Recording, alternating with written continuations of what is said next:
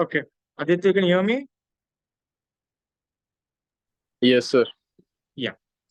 We are doing money chapter. Okay. We have already started with it. Some part is done. Before I go to the next part, let me just take a quick recap of whatever we have discussed till now. Yes. What do we mean by inflation? What do we mean by inflation? Value of money decreases. Very correct. Simple way. Price of goods and services increase. When the prices of goods and services increase, वही 100 rupees में पहले 1 kg मिलता था, वही 100 rupees में आज अगर मुझे ½ kg मिलता है, तो मतलब पैसे की वैल्यू कम हो गई है. Correct. Yes, because of rise in prices और इन्फ्लेशन. ठीक.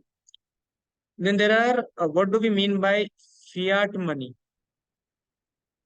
What do we mean by fiat money? Fiat money क्या था?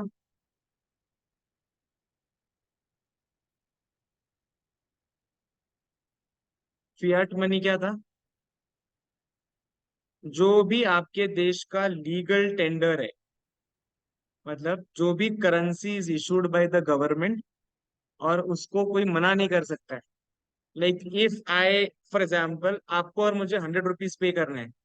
मैं आपको 100 रुपीज का नोट दूं या 10 10 रुपीज के 10 सिक्के दूं, आप ये नहीं बोल सकते हो कि मुझे 10 10 रुपए के 10 सिक्के नहीं चाहिए. एक्चुअली वो अलाउड नहीं, because it's a legal tender. Government has allowed that as a medium of exchange for your goods and services. तो जो भी आपकी करेंसी है, जो भी आपके नोट्स है, जो भी आपके कॉइन्स है, जो भी गवर्नमेंट बैक्ड करेंसी है, it is called as fiat money. It is also called as the legal tender of your country. इसमें एक्सचेंज करने के लिए गवर्नमेंट का पूरा सपोर्ट. ठीक है. और एक मनी होती है which is fiduciary money. Which is fiduciary money. Anyone knows about this fiduciary money? This is the money which is build on trust. मतलब, for example, I give you cheque. Can you decline cheque? Yes. Yes. Cheque के लिए कोई government banking है क्या? कहीं लिखा है क्या इशूड बाय आरबीआई? नहीं. चेक के लिए कोई गवर्नमेंट बैकिंग नहीं. अगर मैं आपको चेक देता हूँ और आप वो चेक लेते हो, तो ये आपके और मेरे म्यूचुअल ट्रस्ट के ऊपर डिपेंडेंट. क्या आप चेक को डिक्लाइन कर सकते हो? Answer is yes. आप बोल सकते हो मुझे चेक में पेमेंट नहीं चाहिए, I want in cash. Because cheque is a fiduciary money, a money which is getting build up because of a trust. Bills of exchange आप लोगों ने किया है. क्या है? ट्रस्ट के ऊपर है. डिमांड ड्राफ्ट ट्रस्ट के ऊपर है. Correct. So all this things which are not a legal tender, not supported by government in the way, but are are into circulation because of trust, are called as fiduciary. Fiduciary का अर्थ होता है trust. मतलब not only in money chapter, आप कोई भी law में अगर फिड्यूशरी रिलेशनशिप ऐसा कुछ भी आया, तो मतलब ऐसा रिलेशनशिप जो ट्रस्ट के ऊपर बिल्ड है, उसको बोलते हैं फिड्यूशियरी. तो यहाँ पे जो पैसा, जो करेंसी ट्रस्ट के ऊपर घूम रही है आपके देश में, वो फिड्यूशियरी है. कंफ्यूज करने के लिए, these things will come in your exam. Like they will give you a blah blah kind of money and ask कौन सा टाइप का मनी की बात चल रही है. ठीक है. So fiat and fiduciary is important for us. Fiat is government back legal tender. Fiduciary is based on trust. Are we good? Okay. Can anyone give me few reasons for inflation? Inflation होने के क्या क्या reasons हो सकते हैं? What are the possible reasons why inflation is high in any country? क्यों? Any reason? Printing more money. That is, you want to say basically more money supply.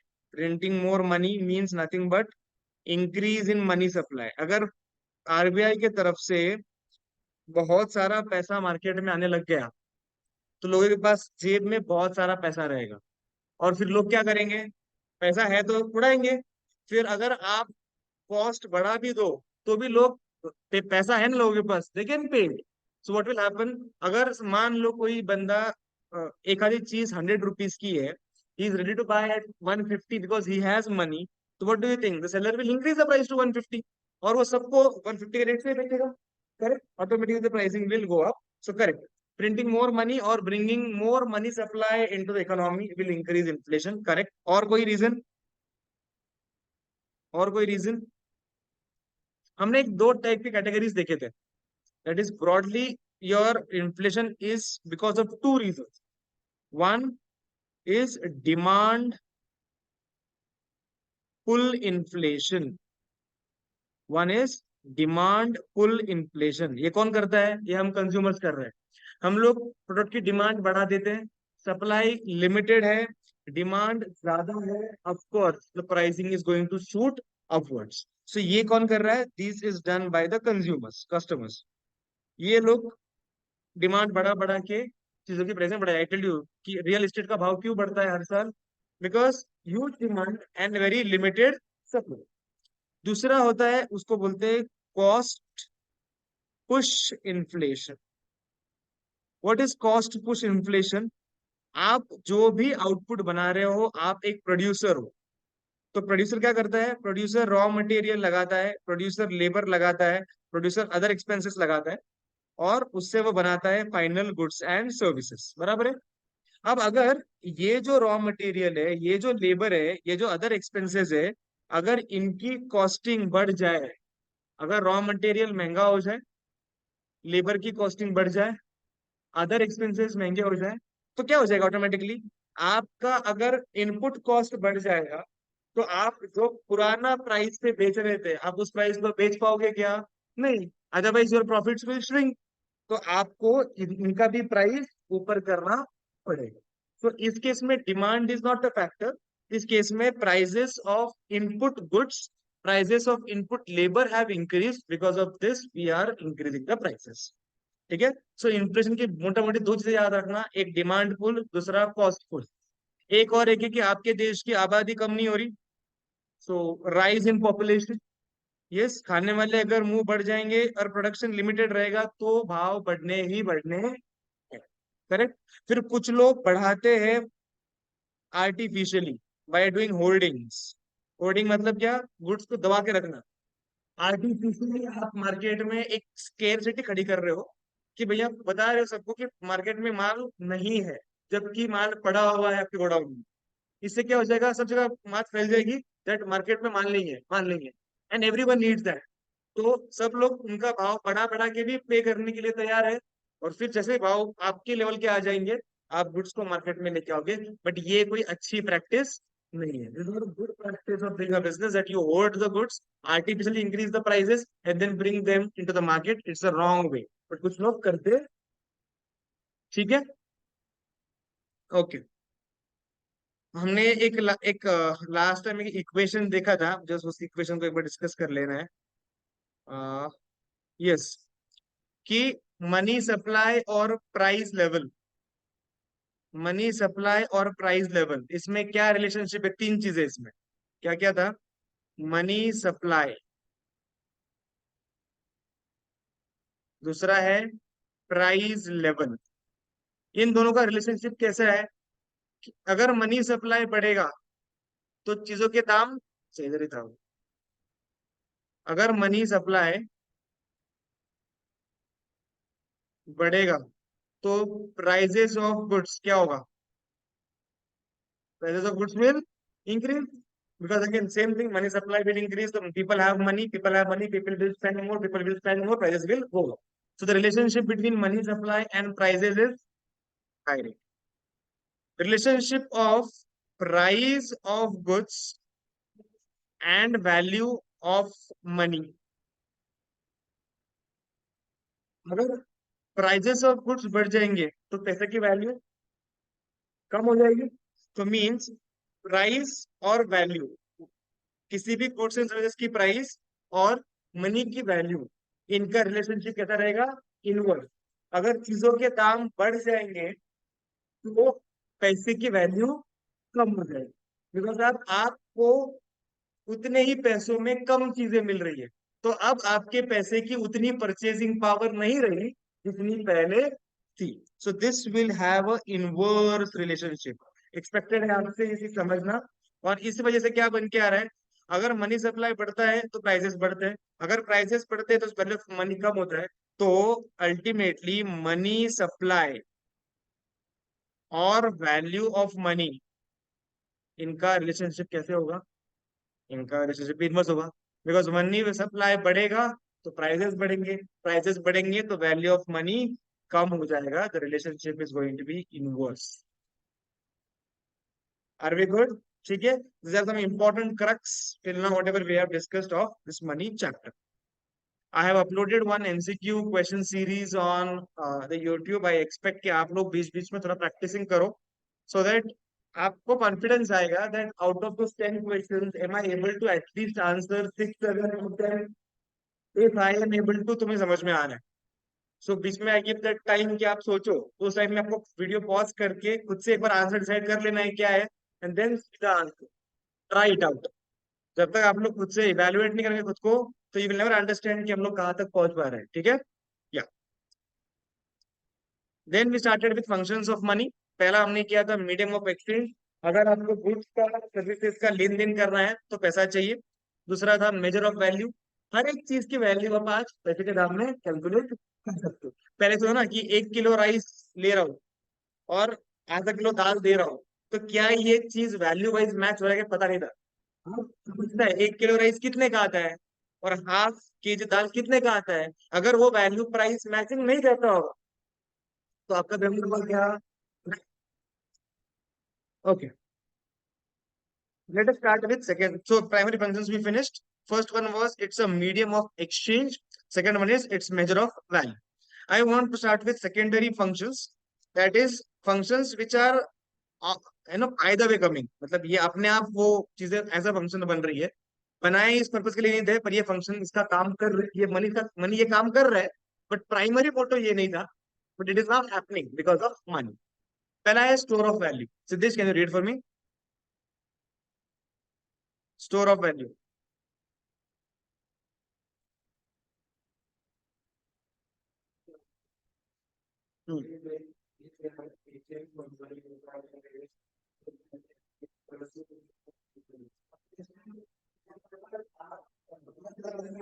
Goods के बदले गुड्स था, बराबर है।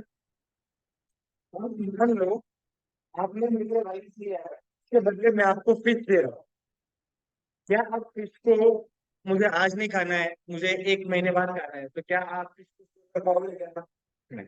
उस केस में the value was not enough to make, आपको तुरंत कंज्यूम करना पड़ेगा। आज के दाम में क्या होता है, आप राइस के बदले मुझसे पैसे ले रहे हैं। क्या आपको फिश जब भी खाना होगा तब आप उस पैसे को फिश में कन्वर्ट कर सकते हो? ऐसा कोई इमीडिएट नीड तो नहीं है ना कि आज ही आया है तो आज ही फिश खत्म करना ही पड़ेगा, ऐसा कुछ नीड है क्या? नहीं। So now you can store that required exchange value for the time being you want. जरूरी नहीं है कि जो भी कुछ बदले में मिल रहे हैं उनको तुरंत कंज्यूम करना पड़ेगा। ठीक है, okay. Second one is standard of deferred. Deferred का मतलब फ्यूचर, ये लिख लो वहां पे। डेफर्ड का मतलब इज फ्यूचर पेमेंट्स। डेफर्ड का मतलब है फ्यूचर पेमेंट्स। क्या था सिंपल, आपको अगर पुराने बाटा सिस्टम में, again we have decided that I will take rice from you and I will give you fish in future. Now the problem over here is that whatever quality of fish you are getting today, is it possible कि आपको same quality 1 साल के बाद मिले? या आपने जो quality expect किया था क्या आपको वो मिलेगा? जरूरी है क्या? नहीं। There can be compromise. हो भी सकता है, नहीं भी सकता है। शायद अच्छा क्वालिटी मिल जाए, तो अगर अच्छा क्वालिटी मिल रहा है तो वो मेरा नुकसान है, बिकॉज मैंने आपसे लोअर क्वालिटी का राइस लिया हुआ है और मैं आपको हाई क्वालिटी फिश दे रहा हूँ, तो मेरा नुकसान है। अच्छा, अगर इसके बाद दो क्वालिटी मिलता है तो तुम्हारा नुकसान है। इशू इज फ्यूचर पेमेंट्स के, फ्यूचर पेमेंट करने के लिए मेरे पास कोई कॉमन मेजर था नहीं, डिफिकल्ट था।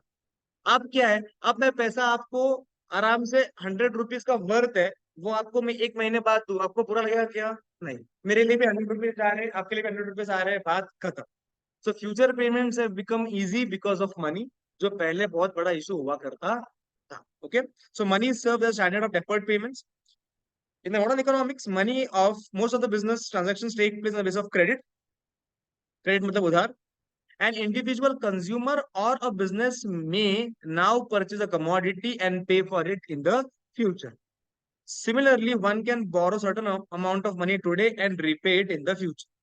ठीक है, तो आज आप लोन लेते हो, उसके बदले आप इंक्लूडिंग इंटरेस्ट आप you pay in the future. But all these things are possible only because now we have a common measure of value which is money. अगर ये नहीं होता तो बहुत मुश्किल था कि जो तुमने मुझे दिया उसके बदले तुमको एक्सचेंज में क्या दूं कि हमारा डील कंपेंसेट हो जाए. ये पुराने जमाने में बहुत मुश्किल हुआ करता था. Okay. Transfer of money. Money can be transferred from one person to another at any time and at any place. अब अगर मैं आपको फीस देता हूँ और आपको किसी को और को पेमेंट करना है और वो वेज हो, तो क्या आप उसको फीस दे पाओगे क्या? अब मैं आपको 100 रुपए देता हूँ और आप किसको 100 रुपए देने, can you transfer it? Yes. But जरूरी नहीं है कि commodities can be easily transferable to everyone. तुम किसी को फोर्सफुल तो बोल सकते नहीं हो, मेरे पास यही है तुमको यही लेना पड़ेगा. पॉसिबल नहीं है. But with the help of money now this things are possible. ठीक. Last thing left is contingent functions. Okay. So, that contingent, again, contingency is not like core functions नहीं है. Again, एकदम core functions नहीं है. But they are of much value to the entire economy. मतलब पैसे का ये core importance था नहीं. But now it is trending as one of the prime important function of our money as such. ठीक है. But core क्या है? Main purpose क्या है पैसे का?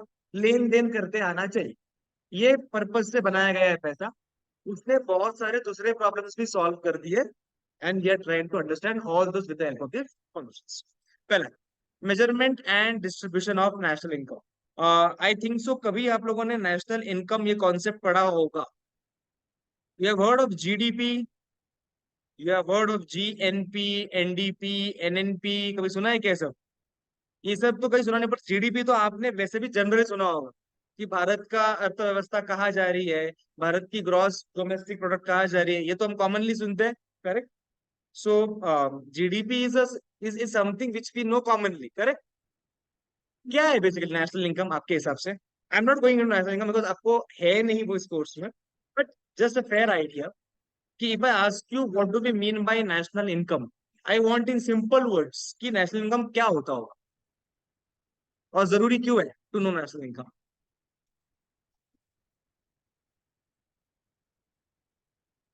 इंडिया की क्या? Okay, the income of the entire nation. Correct. How do I find it? हर एक को फोन करूँ क्या? और जिनका फोन नहीं उनका क्या? How do I find national income? Tax. Again many people don't pay tax. Many people don't file there income tax return. GST से इनकम कैसे कैसे आइडेंटिफाई होगा? फॉर एग्जाम्पल पैसा पड़ा हुआ हो, जमीन पड़ा हुआ पैसा, क्या मैं उसको उठा सकता हूँ? क्यों? अगर जमीन पे पैसा पड़ा हो, 100 रुपए का नोट हो, कैन आई पिक दैट? अच्छा, कोई इस पे बोल सकता है कि ये पैसा मेरा है? भैया उसमें लिखा हुआ है मैं धारक को 100 रुपए देता हूँ. धारक मतलब one who is holding that. So अगर तुम्हारे जेब में 100 रुपए गिर जाए और मैं उठा लूं और मैं बोलूँ ये मेरी नोट है, बिकॉज मैं धारक हूँ, मेरे पास वो नोट है, तो क्या तुम बोल सकते हो कि मेरी है?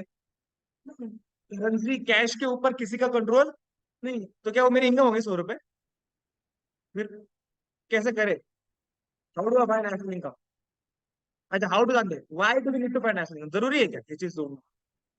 इज देयर ए नीड कि भैया देश क्या कमा रहा है ये जानना जरूरी है क्या आपके हिसाब से? What does that show? For example, national income या जीडीपी लास्ट ईयर से कंपेयर करके करंट ईयर में 5% ग्रो हुआ है. लास्ट ईयर का जितना जीडीपी था, करंट ईयर का जीडीपी उससे 5% ज्यादा है. अब इससे आपको क्या समझ में आता है कि what do you interpret from this numbers? 5% ज्यादा है जीडीपी करंट ईयर का as compare to last year. इससे क्या इंटरप्रेट करेंगे?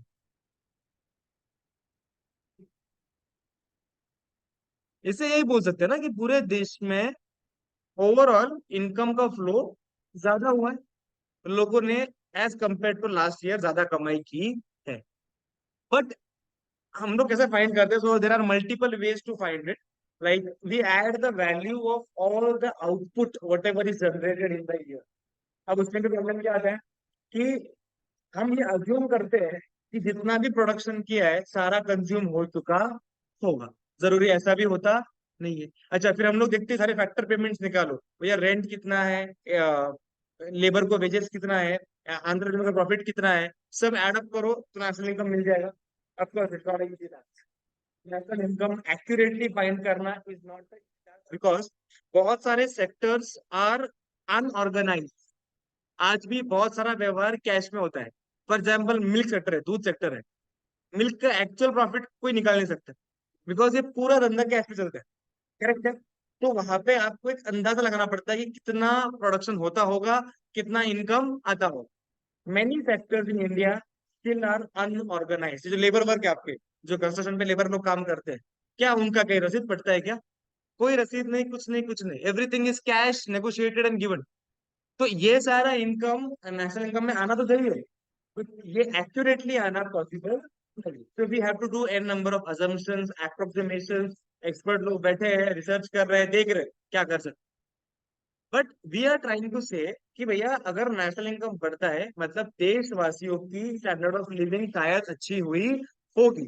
बिकॉज इनकम बढ़ेगा तो आप धीरे धीरे चप्पल से शूज पे आओगे, टू व्हीलर से फोर व्हीलर पे आओगे। करेक्ट। तो अगर देश की इनकम बढ़ रही है तो शायद ऐसा हो सकता है कि लोगों की स्टैंडर्ड ऑफ लिविंग बढ़ रही है। पर ये सच जरूरी नहीं। बिकॉज इंडिया में ऐसा देखा जाता है दैट वी हैव एक्सट्रीम। कुछ लोग बहुत अमीर है, कुछ लोग बहुत गरीब है। अब अगर अमीर लोगों की अमीरी और बढ़े तो भी क्या नेशनल इनकम बढ़ सकता है क्या? Of course. तो बाहर से लग रहा है कि देश का इनकम बढ़ा है, बट अंदर देखोगे तो गरीब को आज भी कुछ नहीं मिलता है। There is no change in their living. The ones who have the power, the ones who have the money, only they are having better life. तो कभी कभी नेशनल इनकम इज मिसलीडिंग। मतलब बहुत सारे बाहर के लोग जज करते हैं कि कंट्री की प्रोग्रेस देखना है ना तो उसका जीडीपी देखो। अगर जीडीपी बढ़ रहा है ना तो शायद देश प्रगति की तरफ चल रहा है। कुछ हद तक सही हो भी सकता है, बट 100% सॉलिड से कोई नहीं बोल सकता है that rise in GDP mean standard of living is rising. Because there can be some approximation error. There can be situation where rich are becoming more rich, poor are becoming more poor, and there is no commentable change in the economy as such. तो national income के साथ में और बहुत सारे index से study करके हम जज करते हैं कि कंट्री कहाँ जा रही। ठीक है। या सो अगर आपको नेशनल इनकम मेजर करना है तो of course you have to measure in terms of money. Correct. Yes. National income of the country can be measured in money by aggregating the value of all the commodities. जितना भी production हुआ इस पूरे देश में, उस सारा प्रोडक्शन को अगर ऐड कर दो तो आपको मिल जाएगा इस कंट्री ने ये साल में कितना प्रोडक्शन दिया, एज गुड एज कितना अर्निंग किया। Similarly, national income can be distributed to different factors of production by making payments to them in money. So there are three methods. I'll just tell you the names. एक होता है output method से आप निकालते हो, एक होता है इनकम मेथड से आप निकालते हो, एक होता है एक्सपेंडिचर मेथड से आप निकालते हो। कुछ लोग मानते हैं कि जितना कमाया उतना खर्चा भी तो किया, और किस पे खर्चा किया? आउटपुट पे ही किया। तो जो कमाया वो खर्चा किया ऑन आउटपुट। तो आप सबकी इनकम ऐड कर दो, सबके खर्चे ऐड कर दो, या सबका आउटपुट ऐड कर दो। आइडियली तीनों should give you the same value of national income. ऐसा तीन तरह से हम लोग नेशनल इनकम निकाल सकते हैं। ठीक है। मनी इक्वलाइजेस एमयू और प्रोडक्टिविटी। हमने ऑलरेडी देखा हुआ है कि आप जब भी डिसीजन लेते हो, do you remember? Tell me. अगर एमयू है, हाँ, अगर MU, MU is what? Marginal utility. अगर किसी प्रोडक्ट का एमयू 12 रुपए और उसकी प्राइस 10 रुपए, तो क्या आप कंजम्पशन करोगे कि नहीं करोगे? अगर कोई प्रोडक्ट है जिसकी एमयू 12 रुपए है और प्राइस 10 रुपए है, तो क्या आप उसका कंजम्पशन करोगे कि नहीं करोगे? सोच के बोलना, लॉजिकली एंड टेल मी। क्यों नहीं करेंगे? क्यों नहीं करेंगे? Aditya, what do you think? If MU is 12 rupees and price is 10 rupees, should we consume this or not?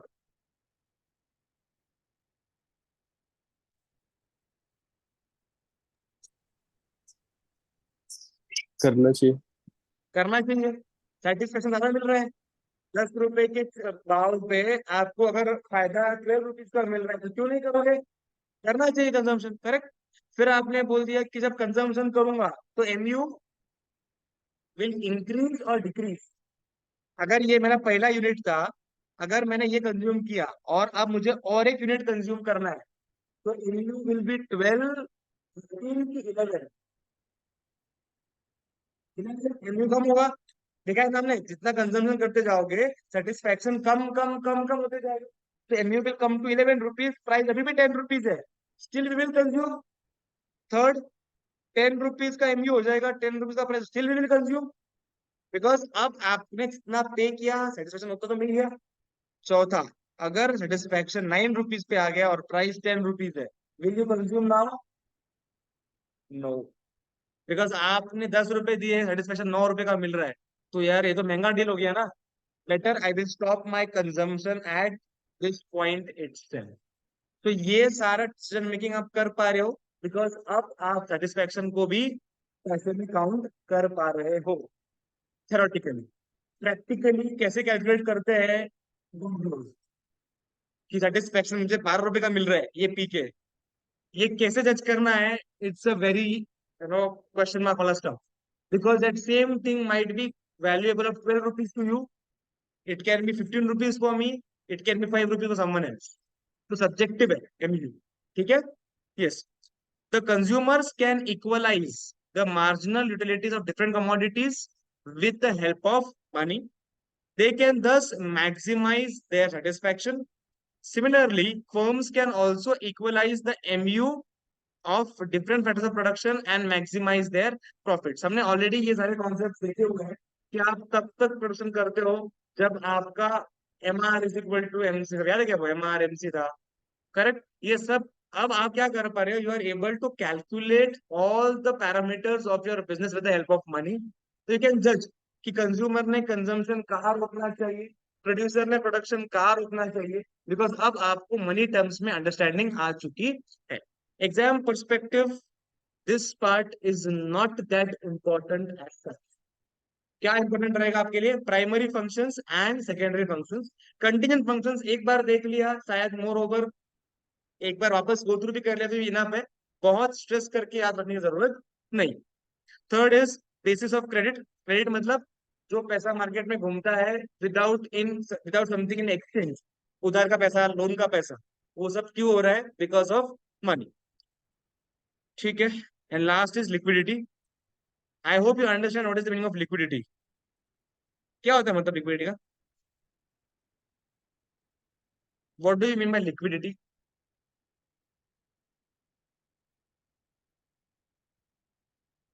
Physical में तो, हाँ पर लिक्विड क्या है? लिक्विडिटी का मतलब क्या है?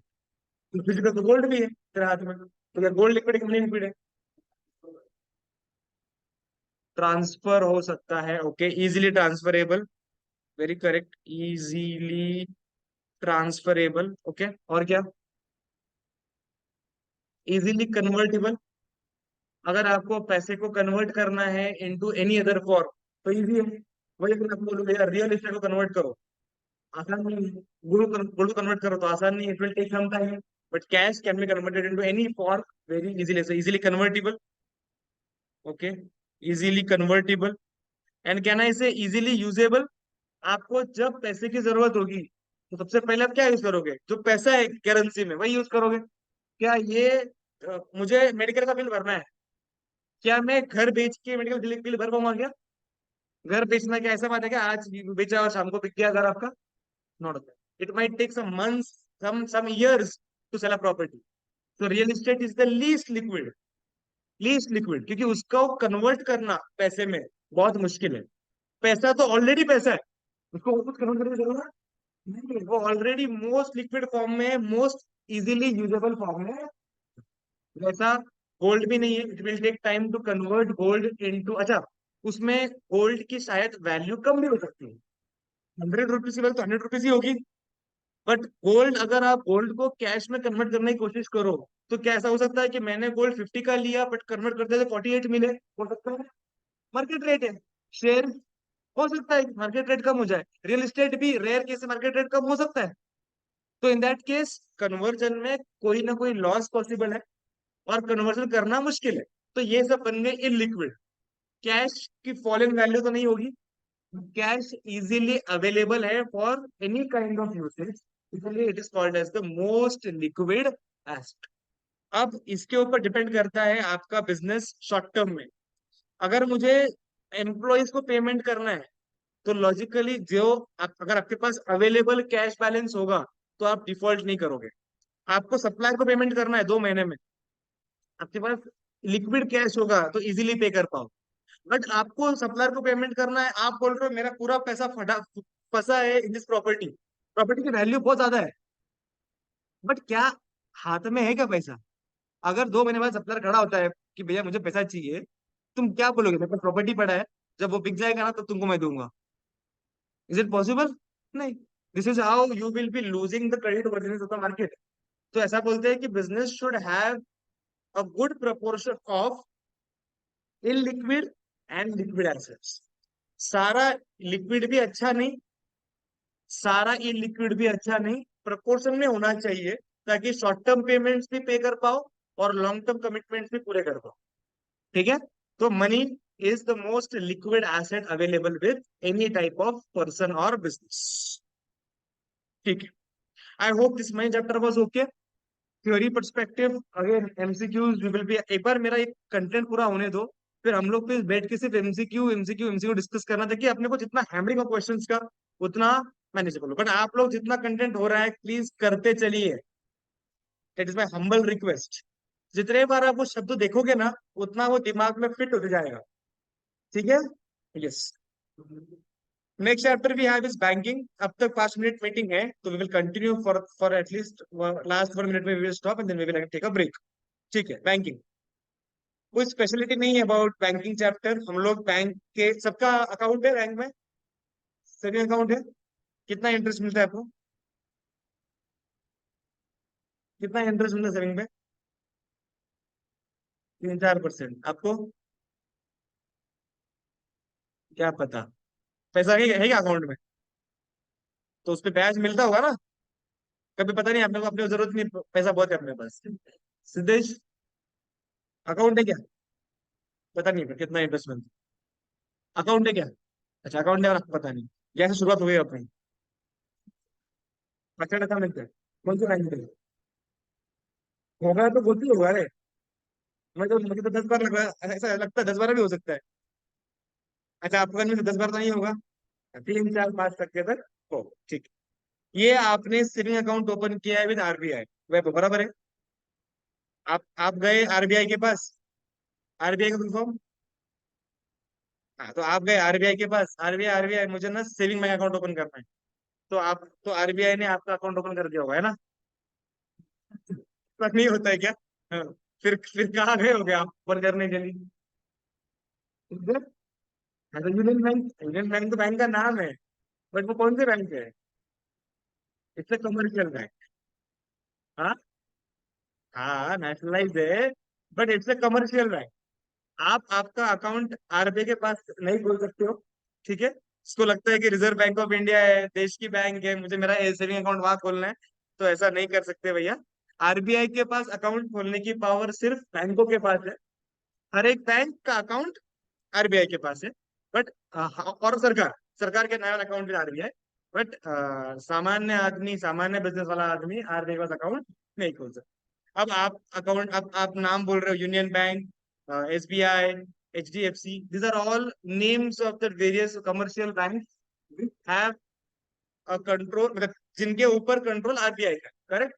तो आरबीआई को प्यार से हम बोलते हैं, आरबीआई को प्यार से बोलते हैं central bank of India, correct? और बाकी banks will become commercial banks. आपको लोन चाहिए तो जाते हो क्या आरबीआई के पास? नहीं।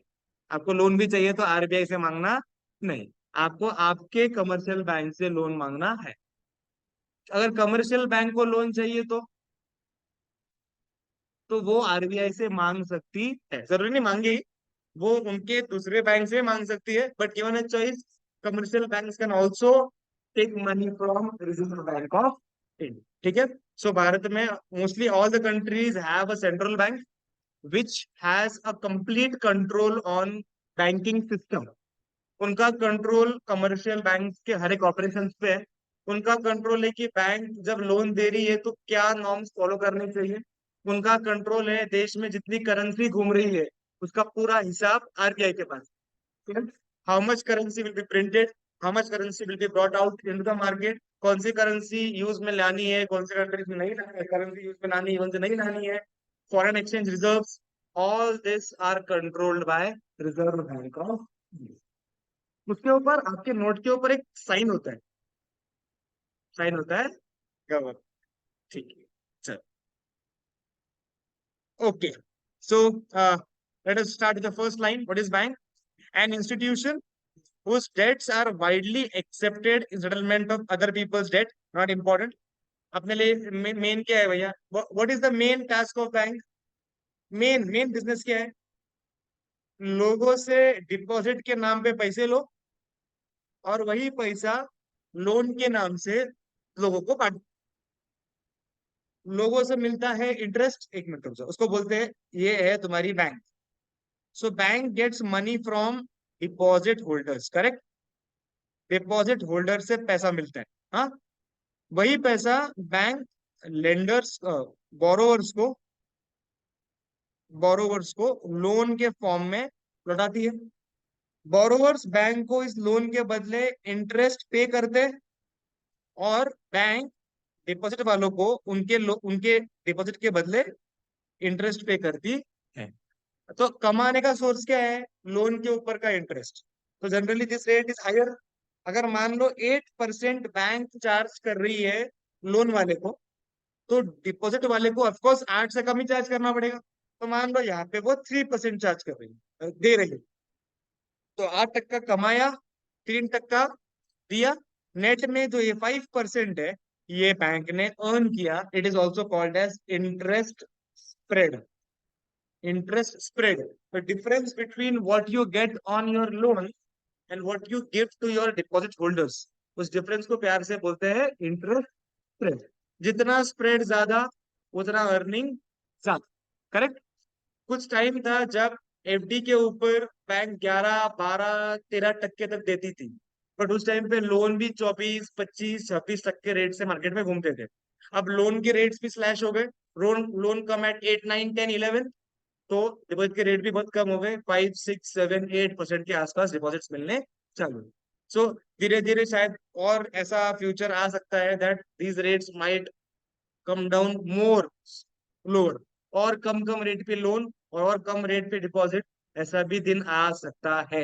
शायद ऐसा भी दिन आएगा कि तुमको देने पड़ेंगे पैसे बैंक को तुम्हारे पैसे संभालने के लिए। ठीक है? Aditya, the meeting will and, so I will just send the revise link and please join back.